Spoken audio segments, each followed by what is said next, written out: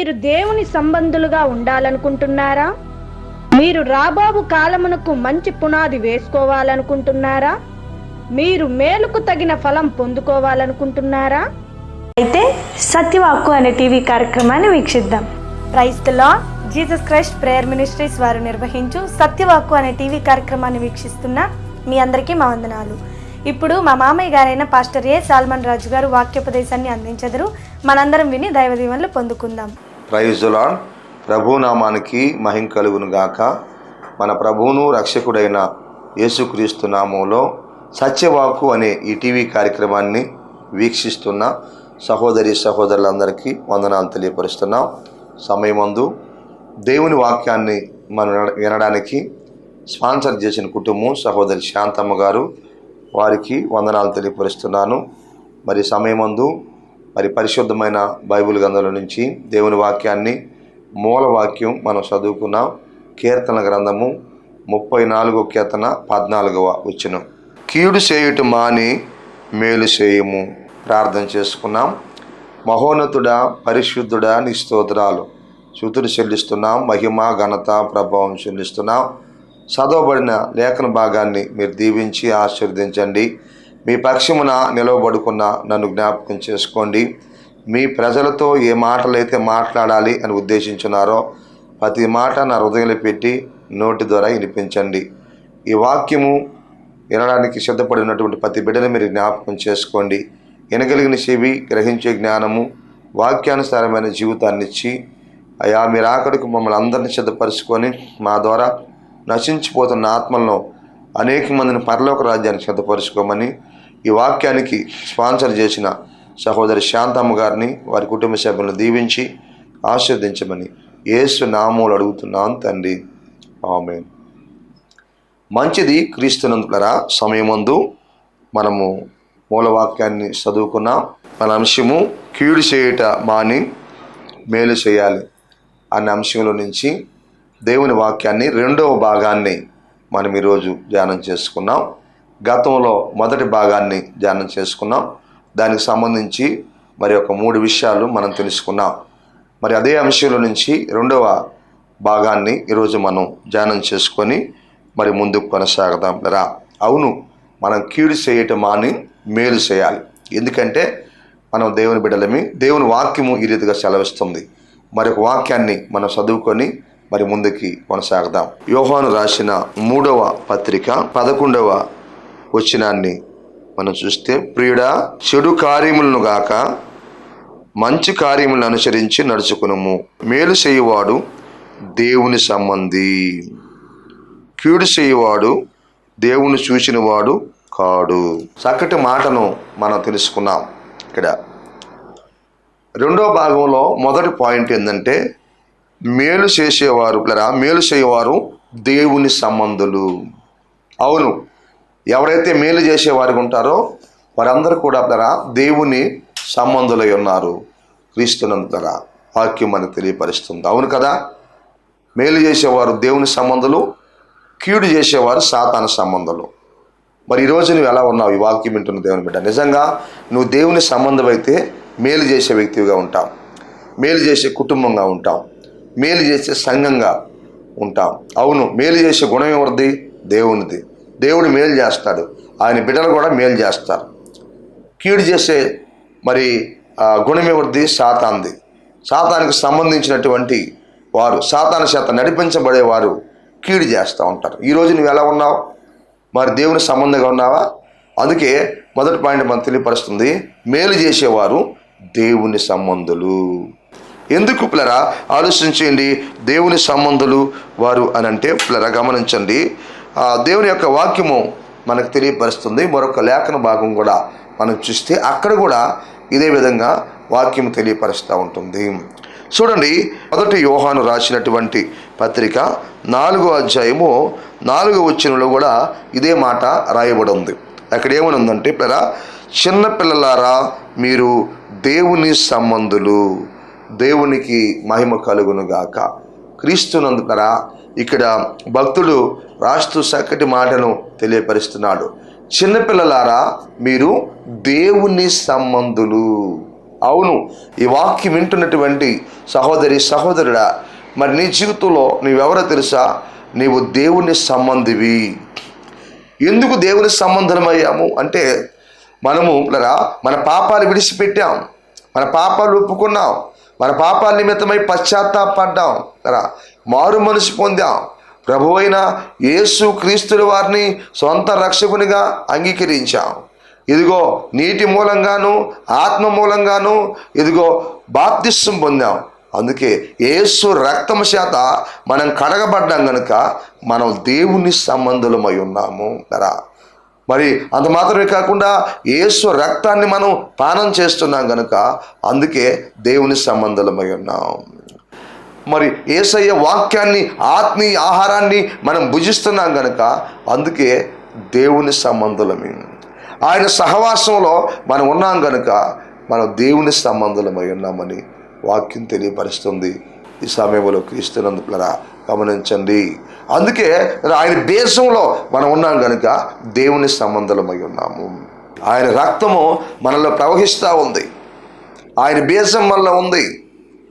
ఆత్మీయ ఆహారాన్ని మనం భుజిస్తున్నాం, ప్రభు శరీరాన్ని మనం భుజిస్తున్నాం. ఆయన బేసం మనలో ఉంది, ఆయన రక్తం చేత కడగబడ్డాం, ఆయన రక్తాన్ని మనం పానం చేస్తున్నాం, ఆయన ఆ శరీరాన్ని మనం భుజిస్తున్నాం, ఆత్మీయ ఆహారాన్ని మనం భుజిస్తూ ఉన్నాం. గమనించండి. ఆయన సంఘంలో మనం ఉన్నాం, ఆయన సహవాసంలో మనం ఉన్నాం, ఆయనకి మనకి సంబంధం ఉంది. అందుకే దేవుని సంబంధంలో ఎప్పుడు కూడా లోకానుసారంగా జీవించరు, లోకములో ఉన్న వాటిని అనుసరించరు, లోకములో ఉన్న వాటిని పాటించరు, లోక సంబంధమైన వాటిని ఆశించరు, లోక సంబంధమైనవి కోరుకోరు, లోక సంబంధమైనవి అనుభవించరు. దేవుని సంబంధులు. వాక్యం వింటున్నటువంటి సహోదరి సహోదరుడా, ఆలోచించే సమయం నువ్వు దేవుని సంబంధం ఉన్నావా? ఈరోజు మరి కొంతమంది మరి పేరుకు మాత్రమే దేవుని సంబంధులుగా ఉన్నారు, కానీ లోకానుసారమైనటువంటి జీవితాన్ని జీవిస్తున్నారు, పాపముతో కూడినటువంటి ఆ జీవితాన్ని జీవిస్తున్నారు, మోసముతో కూడినటువంటి జీవితాన్ని జీవిస్తూ ఉన్నారు. లోకానుసారమైనటువంటి జీవితాన్ని అనేక మంది జీవిస్తున్నారు. నిజంగా నువ్వు దేవుని సంబంధం అయితే, దేవుని బేసం నీలో ఉంటే, ప్రభు రక్తం చేత నువ్వు కడగబడి ఉంటే, ప్రభు రక్తము నీలో ప్రవహిస్తూ ఉంటే, ప్రభు శరీరము నీలో నువ్వు మరి భుజించినప్పుడు ఆ ప్రభు శరీరము నీలో ఉన్నట్లయితే, ఆ ప్రభు యొక్క ఆత్మీయ ఆహారము నీలో ఉన్నట్లయితే నువ్వు దేవుని సంబంధంగా జీవిస్తావు. అందుకే చక్కటి మాట అంటాడు, చిన్న పిల్లలారా మీరు దేవుని సంబంధులు. దేవుని సంబంధంలో వ్యర్థమైనటువంటి వాటిని అనుభవించరు, వ్యర్థమైనటువంటి వాటి దోలికి వెళ్ళరు, వ్యర్థమైనటువంటి జీవితాన్ని జీవించరు, వ్యర్థమైనటువంటి బతకరు, వ్యర్థమైనవి కోరుకోరు, వ్యర్థమైనవి ఆశించరు, వ్యర్థమైనవి అనుభవించరు దేవుని సంబంధులు. అందుకే మరొక మాట రాయబడింది. ఆయన అంటాడు చక్కటి మాట, ఏమంటాడు? రెండో మాట ఇక్కడంటే, మీలో ఉన్నవాడు లోకములో ఉన్నవాడి కంటే గొప్పవాడు, దేవునికి మహిమ కలుగును గాక. వాక్యం వింటున్నటువంటి సహోదరి సహోదరుడా, దేవుని సంబంధంలో ఒక ఆయన ఉన్నాడు. ఆయన ఎవరంటే పరిశుద్ధాత్ముడు. ఈ పరిశుద్ధాత్ముడు ఎలాంటి వాడంటే లోకములో ఉన్నవాని కంటే గొప్పవాడు.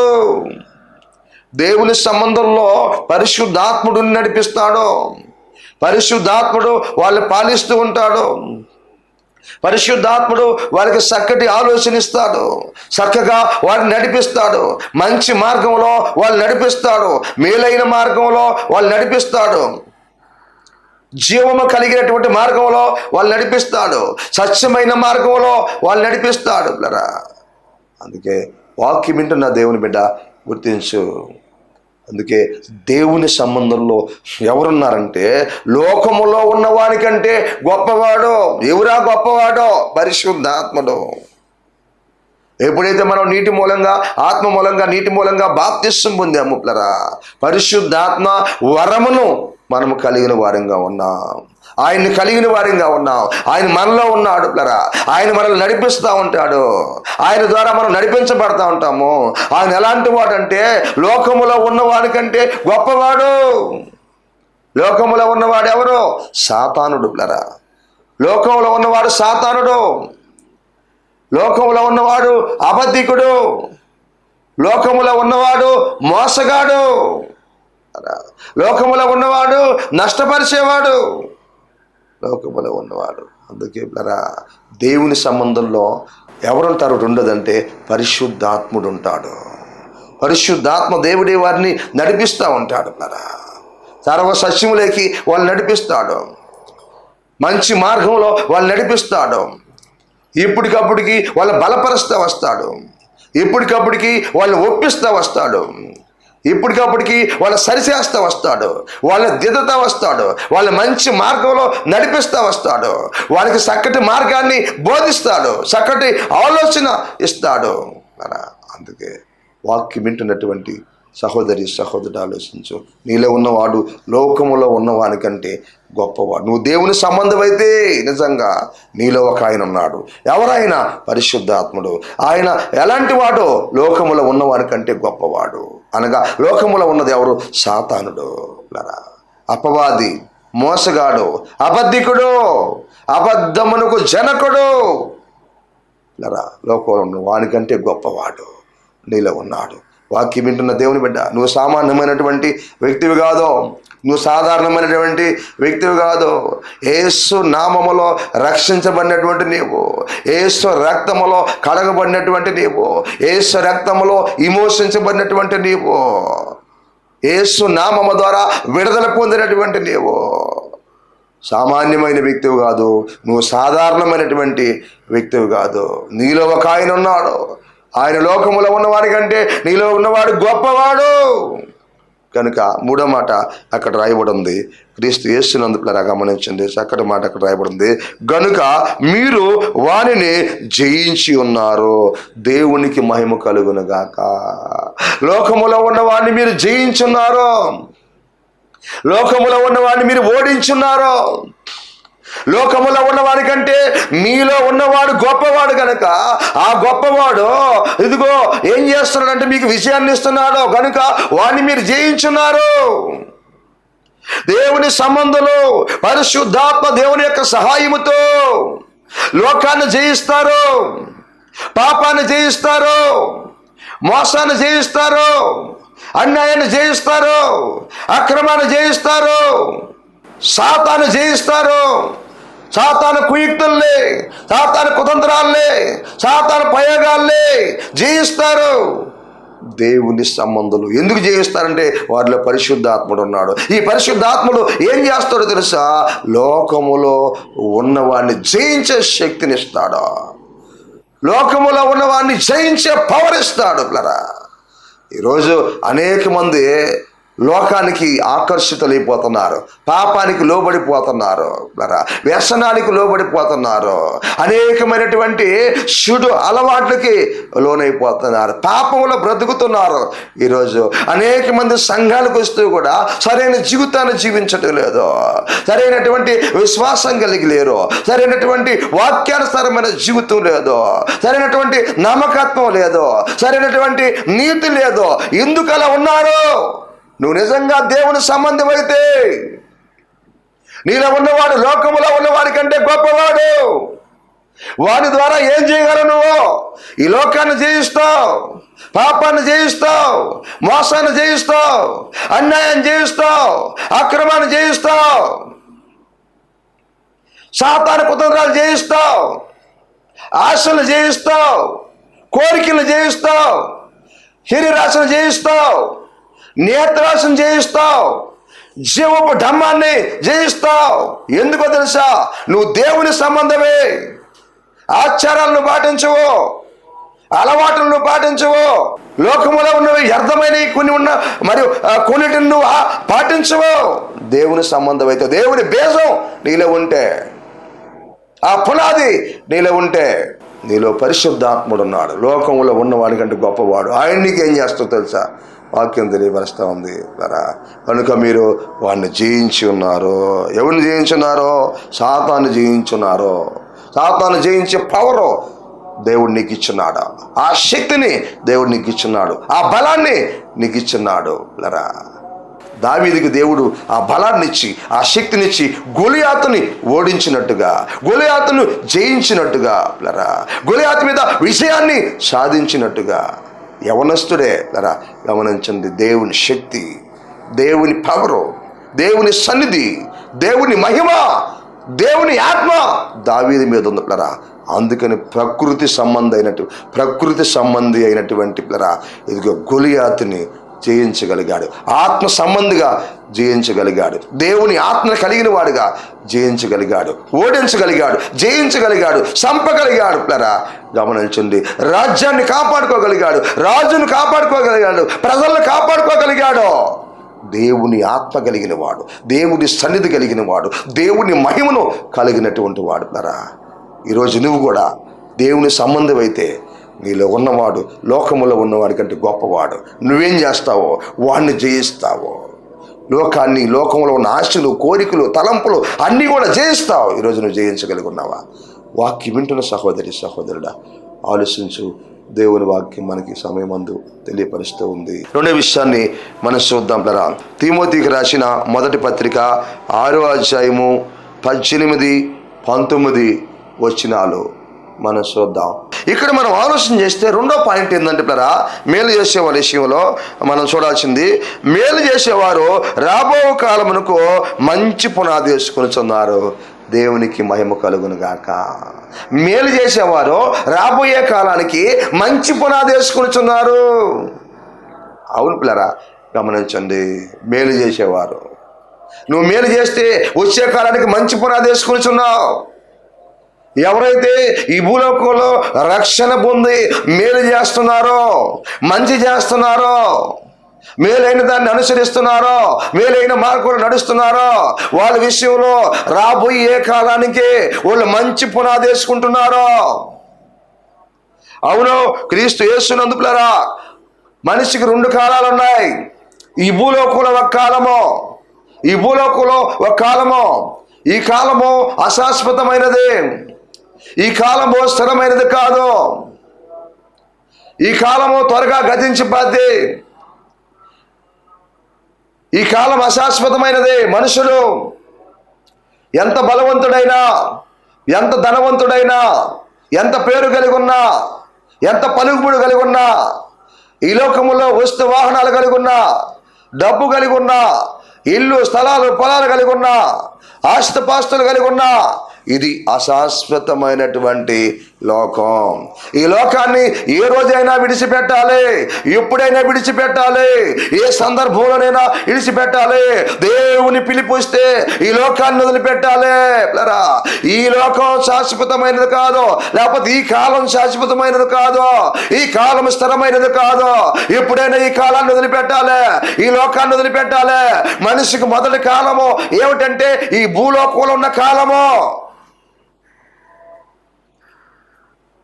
ప్రియులారా గమనించండి, భూలోకంలో ఉన్నటువంటి కాలము ఇది అశాశ్వతమైనది కాలము. ఈ కాలం ఒకరోజు గతించిపోద్ది. ఈ కాలంలో బ్రతుకుతున్నటువంటి మనం కూడా ఎప్పుడో ఈ జీవితాన్ని వదిలిపెట్టాలి, ఈ దేహాన్ని వదిలిపెట్టాలి, ఈ బంధాలు తెంచుకోవాలి, ఈ ప్రయాసాలన్నీ మానేయాలి. మనిషికి మరొక కాలం ఉంది, అది పరలోకంలో ప్రారంభమవుతుంది. మనిషికి మరొక కాలం ఉంది, అది పరలోకంలో ప్రారంభమవుతుంది. అది పిల్లరా, అది శాశ్వతమైనది, అది శాశ్వతమైనది, అది స్థిరమైనది, అది నిత్యము ఉంటుంది, అది లయము కానిది, యుగాలు ఉండే కాలము. పిల్లరా గమనించండి, మనం కాలాల గురించి చూస్తున్నా.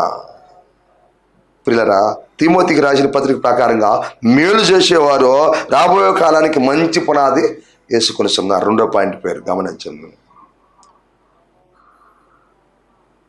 అంటే ఈ కాలము ఎలాంటిదంటే ఈ భూలోకంలో కాలము అశాశ్వతమైనది. మరొక కాలం ఉంది మనిషికి, అది శాశ్వతమైనది. అది ఎక్కడ? పరలోకం. అందుకే అక్కడ కొన్ని మాటలు మనం చూస్తే అక్కడ రాయబడిన చక్కగా, ప్రియ దేవుని బిడ్డలారా, వాస్తవమైన జీవమును సంపాదించుకుని నిమిత్తము. మేలు చేసే వాళ్ళు ఏం చేస్తున్నారంటే వాస్తవమైన జీవాన్ని సంపాదించుకుంటున్నారు. దేవునికి మహిమ కలుగును గాక. మేలు చేసేవారు వాస్తవమైన జీవాన్ని సంపాదించుకుంటున్నారు. వారు మంచి జీవాన్ని సంపాదించుకుంటున్నారు. జీవం విషయంలో కూడా మనిషికి 2 జీవాలు ఉన్నాయి. ఇక్కడ జీవించేది ఒక జీవితం, ఇది అశాశ్వతమైన జీవితం, ఇది అశాశ్వతమైన జీవము. కొంతకాలానికి ఇక్కడ ఉన్నటువంటి వారి అందరితో కూడా ఈ బంధాలన్నీ తెంచుకోవాలి. మనలో ఉన్న ఆత్మ వెళ్ళిపోతుంది. ఇక్కడ ఉన్నటువంటి జీవము అశాశ్వతమైనది. అసలైన జీవము పరలోకంలో ఉంది. అసలైన జీవము దేవుని దగ్గర ఉంది. అది శాశ్వతమైనటువంటి జీవము, అది వాస్తవమైనటువంటి జీవము. ఆ జీవానికి అంతం లేదు. ఆ జీవానికి ఎప్పటికీ లయము కాదు. ఆ జీవము ఇంకెప్పుడు జీవిస్తూనే ఉంటాం, ఎప్పటికీ బ్రతికుంటాం, నిత్యము బ్రతికుంటాం, నిత్యత్వంలో ఉంటాం. సరే గమనించండి, మేలు చేసేవారు వాక్యం తెలియపరుస్తుంది, వారు వాస్తవమైన జీవమును సంపాదించుకునే నిమిత్తము. అంటే వాస్తవమైన జీవాన్ని వాళ్ళు సంపాదించుకుంటున్నారు, మేలు చేసేవారు.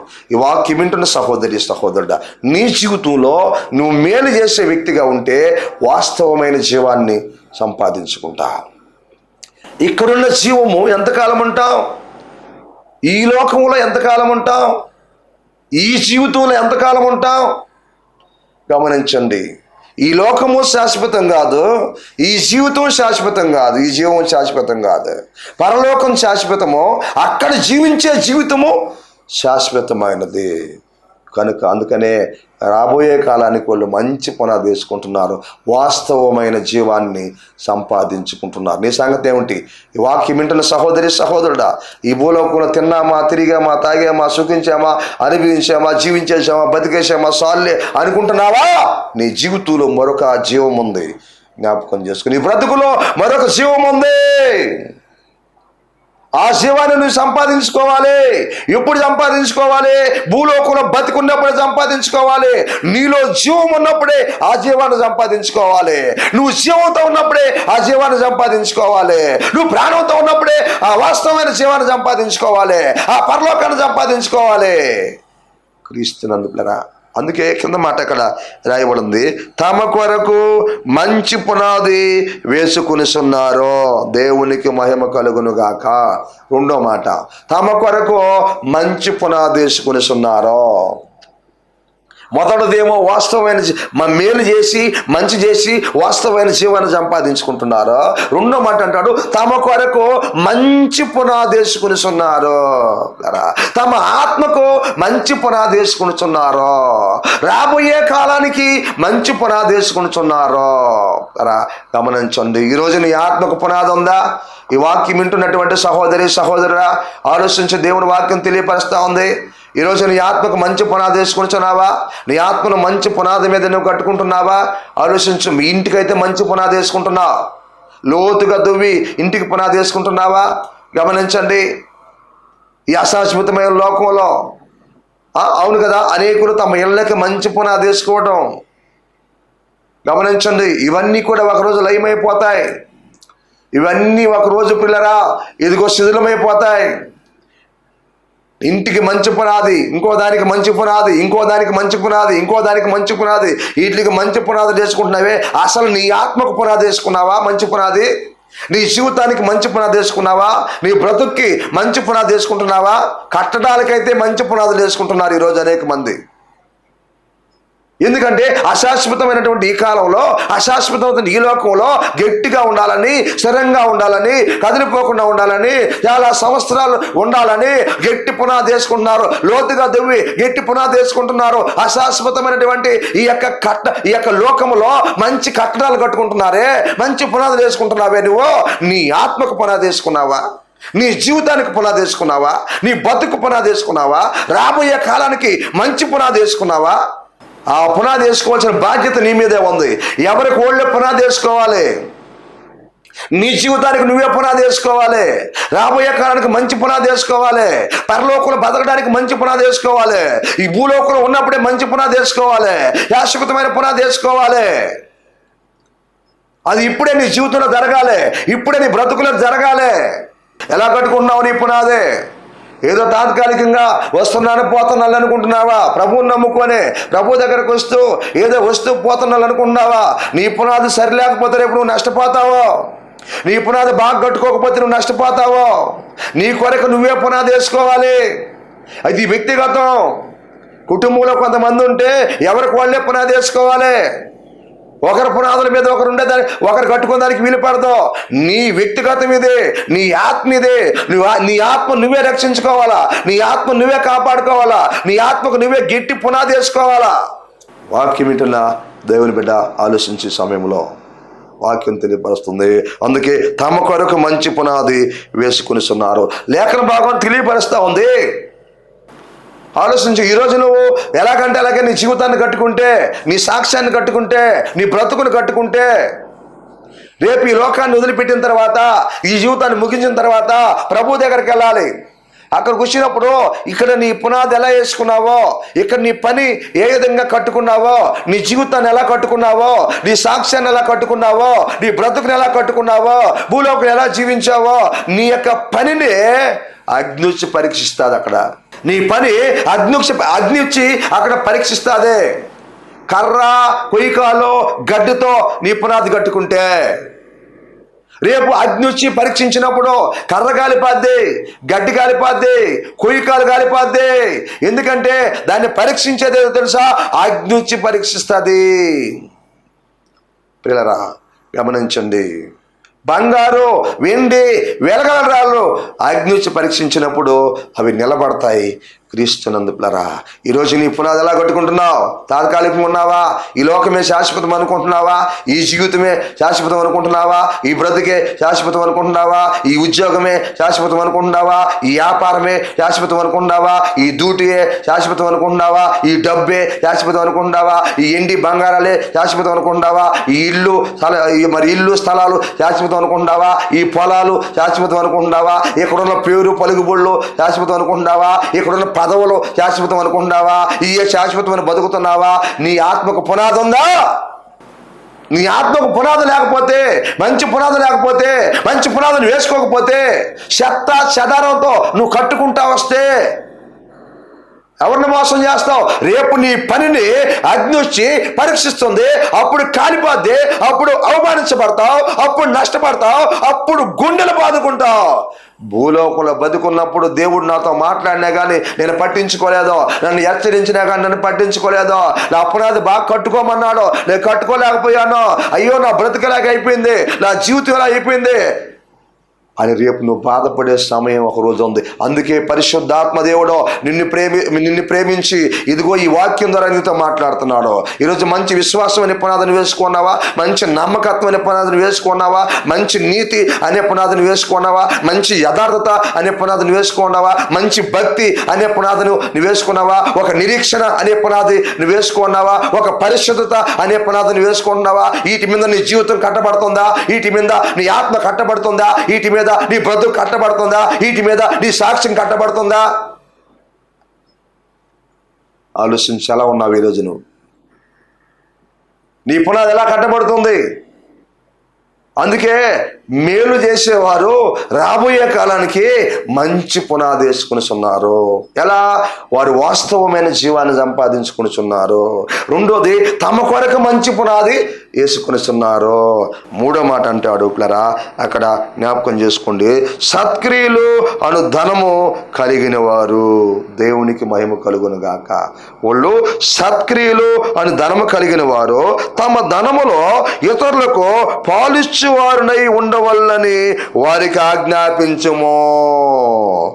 తిమోతికి పౌలు గారి పత్రిక రాస్తూ చెబుతున్నాడు, సంఘానికి ఈశాలను తెలియపరిచి ఏమిటి? ఎలా ఉండాలి? వాళ్ళు వాస్తవమైన జీవాన్ని సంపాదించుకునే వాళ్ళు ఉండాలి. వాళ్ళు తమ కొరకై ఈ భూలోకంలో మంచి పునాది వేసుకోవాలి.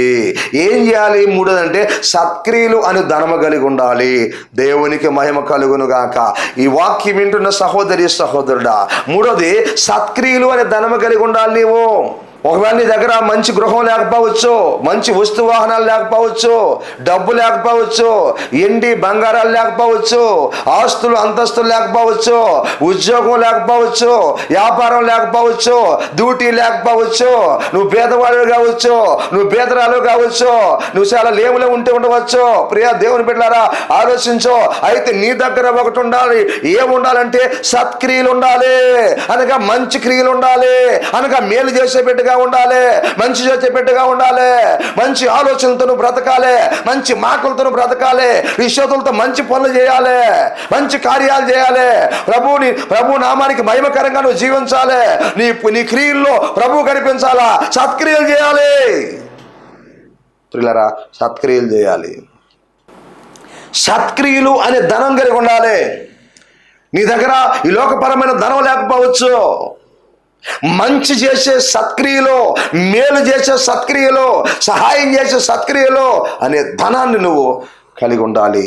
ఇలా సత్క్రియలు అనే ధనమును నువ్వు కలిగి ఉండాలని వాక్యం తెలియపరుస్తుంది. వాక్యం వింటున్న సహోదరి సహోదరుడా, ఆలోచించు. నీ దగ్గర సత్క్రియలు ఉన్నాయా? నువ్వు సంఘానికి వస్తున్నావు, సత్క్రియలు ఉన్నాయా? నువ్వు బాప్తిసం తీసుకున్నావు, సత్క్రియలు ఉన్నాయా? నువ్వు వాక్యం వింటున్నావు, సత్క్రియలు ఉన్నాయా? దేవుడు నీతో మాట్లాడుతున్నాడు, సత్క్రియలు ఉన్నాయా? మంచి క్రియలు ఉన్నాయా? ఇతరులకు మేలు చేస్తున్నావా? తమ ధనములో ఇతరులకి పాలిచ్చు వారై ఉండాలని వారికి ఆజ్ఞాపించుము. నీ ధనములో, నీకున్న దాంట్లో, అది కొద్దిగైనా సరే, నీకున్న దాంట్లో ఎంతమందికి సహాయం చేస్తున్నావు, ఎంతమందికి ఉపయోగపడుతున్నావు, ఎంతమందికి గుప్పిలు ఇప్పుతున్నావు, ఎంతమంది విషయంలో కనికర పడుతున్నావు, ఎంతమంది విషయంలో జాలి పడుతున్నావు, ఎంతమందికి నువ్వు చేయగలిగిన చేస్తున్నావు, చేయగలిగిన సహాయం చేయగలుగుతున్నావు. ఆలోచించులారా, ఇతరులకి తమ ధనములో ఇతరులకి పాలిచ్చువారై ఉండాలి. ఆలోచించు, గమనించు ప్రియ దేవుని బిడ్డలారా, ఆలోచించు. నువ్వు సంపాదించుకొని నువ్వు దాచిపెట్టుకుంటున్నావా? నువ్వు సంపాదించుకొని నువ్వు కూర్చుకుంటున్నావా? నువ్వే సంపాదించుకొని దాచుకుంటూ కూర్చుకుంటున్నావా? వాక్యం వింటున్న సహోదరి సహోదరుడా, ఇదిగో సత్క్రియలు అనే ధనాన్ని కలిగి ఉండాలి. సత్క్రియలు అనే ధనాన్ని కలిగి ఉండాలి. నీ ధనములో ఇతరులకు పాలివ్వాలి, పేదలకి నువ్వు సహాయం చేయాలి, అనారోగ్యముతో ఉన్న వాళ్ళకి నువ్వు సహాయం చేయాలి, ఎదవరాళ్ళకి నువ్వు సహాయం చేయాలి, అనాథులకి నువ్వు సహాయం చేయాలి, వికలాంగులకి నువ్వు సహాయం చేయాలి. లరా గమనించండి, నిరుపేదలైనటువంటి వారికి నువ్వు సహాయం చేయాలి, దారిద్ర్యంలో ఉన్నటువంటి వారికి నువ్వు సహాయం చేయాలి, వస్త్రహీనులకి నువ్వు సహాయం చేయాలి, ఆహారం లేని వారికి నువ్వు సహాయం చేయాలి, మరి ఆ వ్యాధుల చేత బాధపోతున్న వాళ్ళకి నువ్వు సహాయం చేయాలి. గమనించు, నీ ధనములో ప్రభువు పేరట సంఘం పేరట సహవాసం పేరట నువ్వు సహాయం చేయాలి. కదా, నీ ధనము ఖర్చు పెడుతున్నావా? నీ ధనం దేవుని సేవలో వాడుతున్నావా? దేవుని పరిచర్యలో వాడుతున్నావా? దేవుని సంఘానికి ఉపయోగపడుతున్నావా? ప్రియ దేవుని బిడ్డ, ఆలోచించి సమయంలో వాక్యం తెలియపరుస్తుంది. అందుకనే రెండో మాటను మనము విన్నాము, మేలు చేసేవారు రాబోయే కాలానికి మంచి పునాది వేసుకుంటున్నారు అని దేవుని వాక్యం మనకు తెలియపరుస్తూ ఉంది. ఎలా అంటే, వాస్తవమైన జీవాన్ని వాళ్ళు సంపాదించుకుంటున్నారు, తమ కొరకై మంచి పునాది వేసుకుంటున్నారు, సత్క్రియలు అనే ధనము కలిగి ఉన్నారని రెండో మాటను మనం విన్నాం. పిల్లరా, రెండో పాయింట్. మూడో విషయాన్ని మనం చూద్దాం. మూడో పాయింట్ పిల్లరా, గమనించండి. గలతీయులకు రాసిన పత్రిక 6వ అధ్యాయము 9వ వచనం ఏమని మనకు తెలియపరుస్తుందంటే, మేలు చేయువారు తగిన ఫలం పొందుకుంటారు, దేవునికి మహిమ కలుగును గాక. గమనించండి, మనం చూస్తున్నాం, మేలు చేసేవాళ్ళు ఒకటి దేవుని సంబంధాలుగా ఉంటారు, మేలు చేసేవాళ్ళు రెండోది రాబోయే కాలానికి మంచి పునాది వేసుకుంటున్నారు, మూడోది మేలు చేసేవారు తగిన ఫలం పొందుకుంటారు, దేవునికి మహిమ కలుగును గాక. తగిన ఫలం పొందుకుంటారు. అందుకే వాక్యం చెప్తా ఉంది పిల్లరా, అవును, మేలు చేసేవాళ్ళు తగిన ఫలం పొందుకుంటారు. దేవుడు తగిన ఫలాన్ని ఇస్తాడు, తగిన ప్రతిఫలాన్ని ఇస్తాడు దేవుడు. దాన్ని ప్రభువు అనుగ్రహిస్తాడు క్రీస్తునందులరా. మేలు చేసే విషయంలో మనం ఇసక్కూడదు, దేవునికి మహిమ కలుగును గాక. ఆలోచించండి, మేలు చేసే విషయంలో మనం ఇసుగు పడకూడదు, ఇసుక్కోకూడదు. లరా, ఇంకెంతకాలం నేను మేలు చేయాలి, ఇంకెన్ని రోజులు నేను మేలు చేయాలి, ఇంకా నేను మేలు చేస్తానే ఉండాలా అనుకోకూడదు. పిల్లరా, మేలు చేసే విషయంలో ఇసుకు పడకూడదు. పిల్లరా, గమనించండి, నువ్వెవరికైనా సహాయం చేసేటప్పుడు, పిల్లరా, సహాయం చేయాల్సి వచ్చినప్పుడు, పిల్లరా, ఎవరికైనా అవసరత ఉన్నప్పుడు, లేకపోతే సంఘంలో అవసరత ఉన్నప్పుడు, లేకపోతే సమాజంలో అవసరత ఉన్నప్పుడు, నీ ద్వారా ఏదైనా ఒక మేలు జరగాల్సి వచ్చినప్పుడు, ఆ మేలు ఒకసారి కొన్నిసార్లు నువ్వు చేసినప్పుడు మరలా చేయాలంటే పిల్లరా ఇసుగు పడకూడదు. మేలు చేసే విషయం ఇసుగు పడకూడదు. సహోదరి సహోదరుడా, ఈ వాక్యం వింటున్నటువంటి నా దేవుని బిడ్డ గమనించు, మేలు చేసే విషయంలో ఇసుగు పడకూడదని లేఖన భాగం చక్కగా ఇక్కడ మనకు తెలియపరుస్తూ ఉంటుంది. ఆలోచించి ఒకసారి, ఈ వాక్యం వింటున్న దేవుని బిడ్డ ఎప్పుడు ఇసుగు పడకూడదు. ఇంకా నేను చేయాలన్నా నీ జీవితకాలం అంతా మేలు చేస్తా రావాలి. ఇసుగు పడకూడదు, కొనుక్కోకూడదు, సనుక్కోకూడదు. నువ్వు మేలు చేస్తానే రావాలి. నీ శాతనైనంత వరకు మేలు చేయాలి. దాని ద్వారా మనకు మంచి జరుగుతుంది, దాని ద్వారా మనకు మేలు ఉంది, దాని ద్వారా మనకు ఆశీర్వాదం ఉంది, దాని ద్వారా మనకు దీవెన ఉంది. అట్టి మేలుని మనం పొందుకుంటాం, అట్టి మంచిని మనం అనుభవిస్తాం. అందుకనే మేలు చేసే విషయంలో వెనకాడొద్దు, మేలు చేసే విషయంలో ఇసుగు పడొద్దు అని దేవుని వాక్యం మనకి తెలియపరుస్తుంది. మొదటి మాట, ఇప్పటి వరకు నీ జీవితంలో ఇంకా ఎన్నిసార్లు చేయాలి నేను అనుకుంటున్నావేమో, ఇప్పటికే చేశాను కదా అనుకుంటున్నావేమో, ఇంకా ఎంతమందికి చేయాలి నేను అనుకుంటున్నావేమో. నీ జీవిత కాలం అంతా చేస్తానే రావాలి నువ్వు మేలు. దేవుడు నీకు ఇచ్చిన దాంట్లో, నీకు ఇచ్చిన కృపను బట్టి, దేవుడు నీకు ఇచ్చినటువంటి మరి ఆశీర్వాదాన్ని బట్టి, దేవుడు నీకు ఇచ్చినటువంటి సంపదను బట్టి దేవుడు పిల్లరా నువ్వు మేలు చేస్తారా ప్రియ దేవుని పిల్లరా. నీకున్న దాంట్లోనే మేలు చేయి. నువ్వు పేదవాడు కావచ్చు, దాంట్లోనే మేలు చేయి. లేఖనాలు తెలియపరుస్తున్నాయి. రెండో మాటలు మనం చూస్తే, మేలు చేసే విషయంలో అలిసిపోకూడదు, దేవునికి మహిమ కలుగును కాక. ఒకటి విసుగు పడకూడదు, రెండోది మేలు చేసే విషయంలో అలిసిపోకూడదు. ఎప్పుడు కూడా అలిసిపోకూడదు, ఎప్పుడు కూడా ఆగిపోకూడదు. ఆగిపోకూడదు నువ్వు మేలు చేసే విషయంలో. ఎందుకంటే ప్రియ దేవుని బిడ్డలారా గమనించండి, మన ప్రభు అయినటువంటి యేసుక్రీస్తుల వారు మనకు మేలు చేస్తూనే ఉన్నాడు. ఒకసారి చేసి ఆయన ఆగిపోలేదు మేలు మనకి. మనల పాపల నుంచి ఇడిపించినటువంటి ఆ రోజు నుండి కూడా ఈ రోజు వరకు కూడా ఎన్నో మేలులు మన పట్ల చేస్తున్నాడు, మన కుటుంబాల పట్ల చేస్తున్నాడు, మన పిల్లల పట్ల చేస్తున్నాడు, మన పరిచర్య పట్ల చేస్తున్నాడు, మన సంఘాల పట్ల చేస్తున్నాడు. అనేకమైన మేలు చేస్తా వస్తున్నాడు ఆయన. ఈ రోజు వరకు కూడా చేస్తా వస్తున్నాడు ఆయన మనకు మేలు. ఏదో ఒక మేలు చేసి ఆపిలేదు ఆయన బిడ్డలమే, ఆయన దేశంలో ఉన్న వారమే. మేలు చేసే విషయంలో ఒకటి మనం ఇసుక్కోకూడదు, రెండోదిగా పిల్లరా మేలు చేసే విషయంలో మనం అలసిపోకూడదు, ఆగిపోకూడదు, అలసిపోకూడదు. యేసయ్య నీకు ఈ రోజు కూడా మేలు చేస్తూ వచ్చాడు, ఈ రోజు కూడా నీకు మేలు చేశాడు ఆయన. మేలు చేస్తా రావాలి సహోదరి సహోదరుడా. అందుకే మరి మేలు చేసే విషయంలో అలసిపోకూడదు.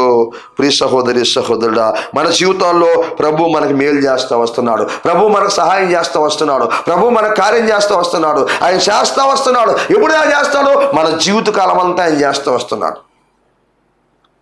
గమనించండి, మన బ్రతుకు దినాలన్నీ ఆయన చేస్తూ వస్తున్నాడు. మన ఆయుష్కాలం అంతా ఆయన మేలు చేస్తూ వస్తున్నాడు. ప్రియ దేవుని బిడ్డలారా గమనించండి. అలాంటప్పుడు ఆయన దేశంలో ఉన్న మనము, ఆయన బిడ్డలుగా ఉన్న మనం కూడా మేలు చేసేవారంగా ఉండాలి. ఎప్పుడు దాకా మన జీవితం అంతా మేలు చేయాలి, మన బతుకాలం అంతా మేలు చేయాలి, మన ఆయుష్కాలం అంతా మేలు చేస్తా రావాలి. అందుకే పిల్లరా మేలు చేసే విషయంలో ఇజుగు పడకూడదు, మేలు చేసే విషయంలో అలసిపోకూడదు. అందుకే ఇంకొక మాట అంటాడు, తగిన సమయమందు పంట అనుభవిస్తాం. దేవునికి మహిమ కలుగును గాక.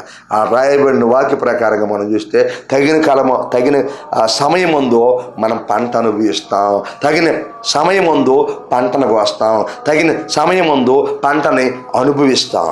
క్రీస్తునందు పిల్లరా గమనించండి, ఈ పంట రెండు లోకాల్లో మనం అనుభవిస్తాం. ఇక్కడ మేలు చేసామనుకోండి, భూలోకంలో మనం జీవించేటప్పుడు కూడా ప్రభు మనకి మేలు చేస్తాడు.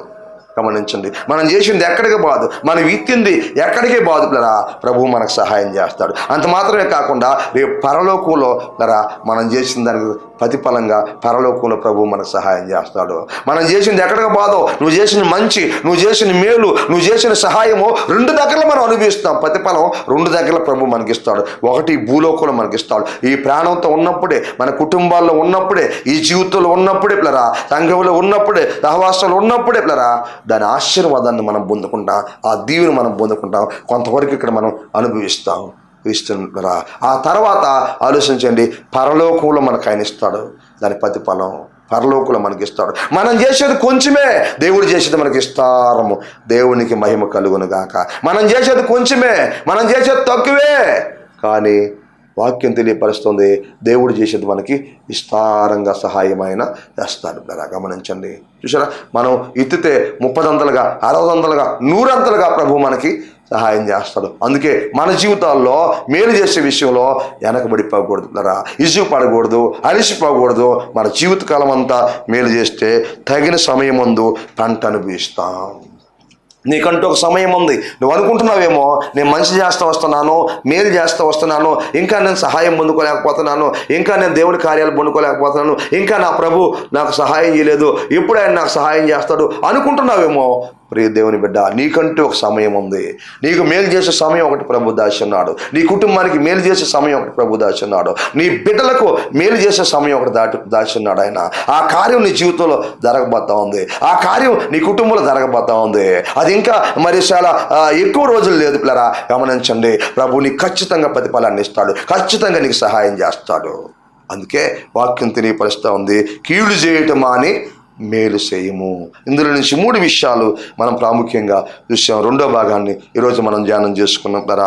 మేలు చేసేవారు 1 దేవుని సంబంధులు కదా మనం చూసాము. 2వది మేలు చేసేవారు రాబోయే కాలానికి మంచి పునాది వేసుకొనిచున్నారు. 3వది మేలు చేసేవారు తగిన కాలమందు మేలు చేసేవారు తగిన ఫలం పొందుకుంటారు అని దేవుని వాక్యం మనం విన్నాం. క్రీస్తునందు ప్రియ సహోదరి సహోదరుడా, కీడు చేయటం మాను, మేలు చేయి. నువ్వు దేవుని సంబంధిగా జీవించు. రాబోయే కాలానికి మంచి పునాది వేసుకో. ఇదిగో నువ్వు మేలు చేసినప్పుడు తగిన ఫలం ప్రభు నీకు ఇవ్వబోతున్నాడు. తలలో ఉంచుకున్నాం, ప్రార్థన చేసుకున్నాం. ప్రేమ కలిగిన మా ప్రియ పరలోకమందున మా తండ్రి, మీకు వందనాలు, స్తుతులు, స్తోత్రాలు, కృతజ్ఞతలు చెల్లిస్తున్నా.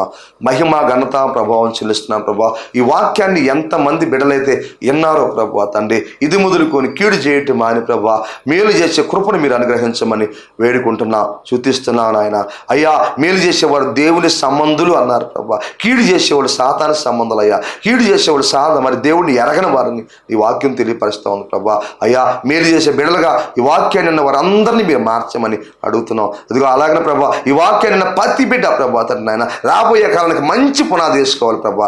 అటు కృపను మీరు దయచేయమని వేడుకుంటూ ప్రార్థిస్తున్నా, స్తుతిస్తూ, మహింపరుస్తూ, ఘనపరుస్తున్నాను. అయ్యా, ఈ లోకం అశాశ్వతమైనది నాయన. రాబోయే కాలానికి మంచి పునాది నీ బిడ్డలు వేసుకోవాలి, సహాయించండి. అలాగనే మేలు చేసేవారు తగిన కాలం ముందు పంట అనుభవించే భాగ్యాన్ని మీరు అనుగ్రహించమని వేడుకుంటూ ప్రార్థిస్తూ, స్తుతిస్తూ, ఘనపరుస్తున్నాను. అయ్యా, మీరు మా కోసం ప్రాణం పెట్టారు, మేలు చేశారు, రక్తాన్ని గార్చారు, మేలు చేశారు, శ్రమ పడ్డారు, మేలు చేశారు. కనుక ఈరోజు మా పాపాలన్నీ కడగబడ్డాయి. ఈరోజు మాకు రక్షణ దొరికింది, నరకాన్ని తప్పించుకోగలిగాం, పరలోకానికి వారసులుగా మార్చబడ్డాం. అందుని బట్టి మీ కృతజ్ఞతలు చెల్లిస్తున్నాం, మహిమ, ఘనత చెల్లిస్తున్నాను ప్రభా.